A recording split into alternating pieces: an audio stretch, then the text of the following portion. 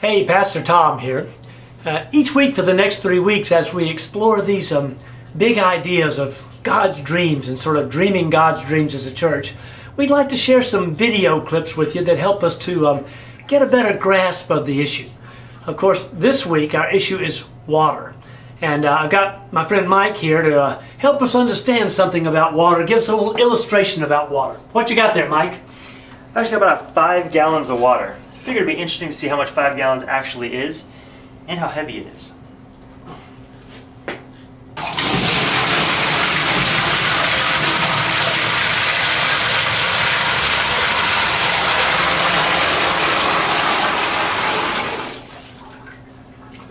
Wow. That 5 gallons of water is about the amount of water we use in about 2.5 minutes in the shower each day. We're just not aware of how much water flows through our lives in a land like ours, where for the most part, even though we get some water shortages from time to time, we have an abundance of water. Let me share this with you. I got this from the city of Boca Raton in my water bill recently. It's talking about how well I measure up with my use of water.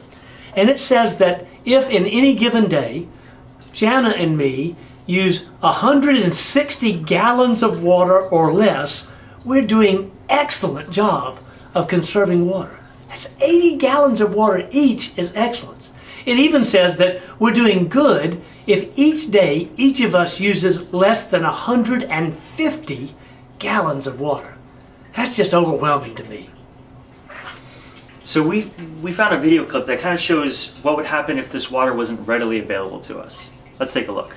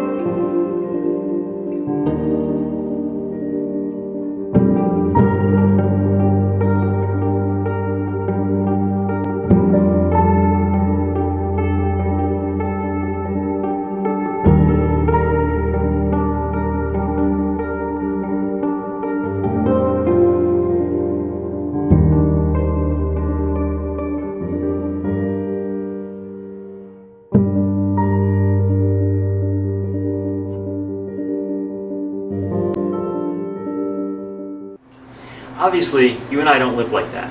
The problem is, a lot of people do. This next clip brings us a little bit deeper into the worldwide water crisis. Water. It's life's most basic need. But there's a water crisis in our world right now. Seriously, a crisis. Nearly 1 billion people live without clean drinking water. It's happening all over the world, especially in developing areas of sub-Saharan Africa, Southeast Asia, and Latin America. It's a water crisis because it starts with water. But water affects everything. Education, health, poverty, and especially women and children. Let's look at a family caught in the water crisis. It's likely they live on less than $1 a day. When they're thirsty, they can't just turn on the faucet for a nice cold glass of water.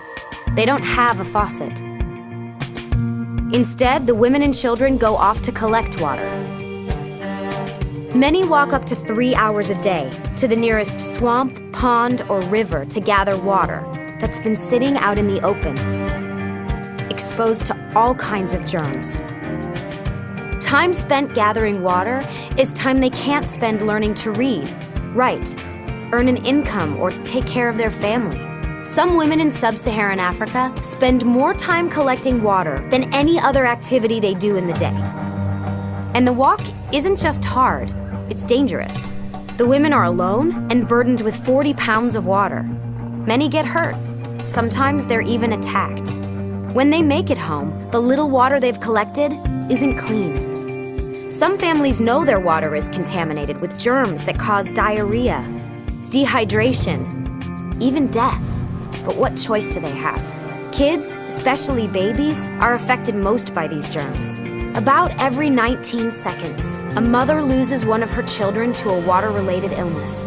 And each day, almost 1 billion people are living this way. Until they get a little help.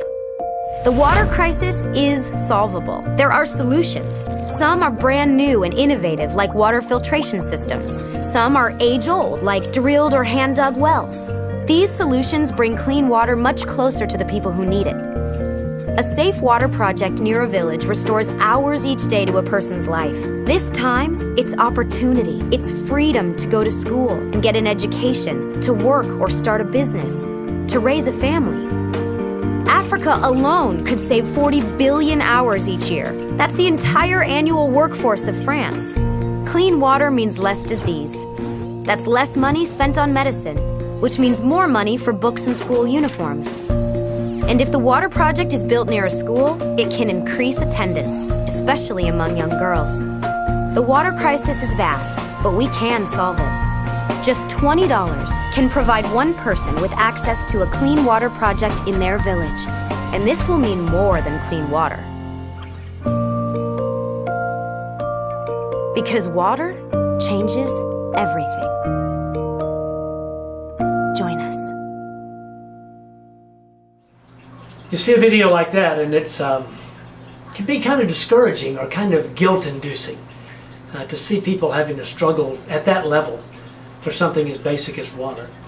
But we really aren't showing you these to get you discouraged or to get you feeling guilty, to make you feel hopeless about the change in water in the world. As you saw, it ended on a pretty hopeful note that change can happen. This past fall, I went with a number of members of our church staff and some church members to Ginghamsburg, Ohio, to the Ginghamsburg United Methodist Church. For the last several years, that church has been working hard on the ground in the Sudan and Africa, specifically in the Darfur area of that country. They've made some wonderful strides in farming and education, and some really big strides in water. Let's take a look at the things that Ginghamsburg has done over the last few years in Darfur. It became apparent that one great need remained: water. Water is peace, the locals say. In a fight over limited resources, water is not only peace, it's life. Farmers need water for their crops. Herders need water for their animals.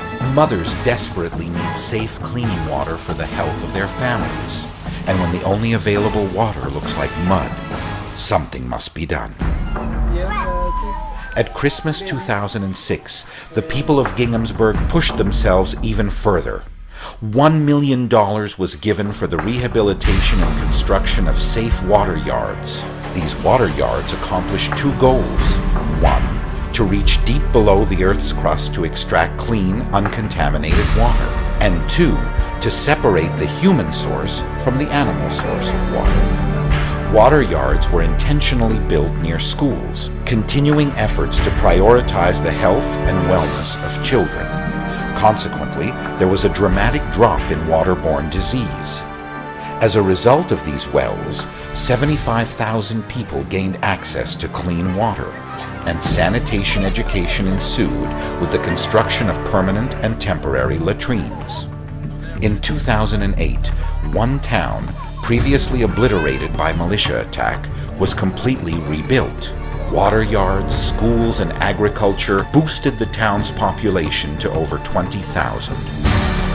That town is now named Ohio 2. Well, that'll do it for this week, and our first week look at an issue, the issue of water. And who knows where our church is going to go as we dream together over these next few months about transforming the world. Maybe we'll do something with water, maybe we won't. But I do have kind of a dream, Mike. Yeah, what's that, Tom? Maybe our church gets so involved somewhere in the world that one day down the road there's a little village started somewhere named Florida, too. That would be pretty cool. See you next week.